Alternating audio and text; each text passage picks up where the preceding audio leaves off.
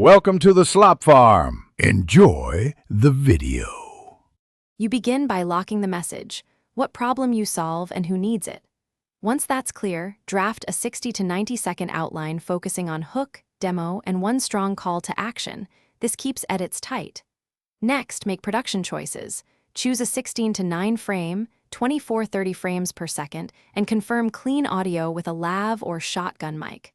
While prepping props and screens, rehearse one run to reveal pacing and remove any jargon. Then move to film. You now direct and shoot with a purpose. Get a strong hook in 3 takes, each with different energy so editing can pick the best match. For demos, film close-ups, over-the-shoulder angles, and a clean screen capture at source resolution. This gives clarity when you zoom or crop. Record ambient room tone and separate sound beds. Gather 10 to 15 seconds of B-roll for each main point.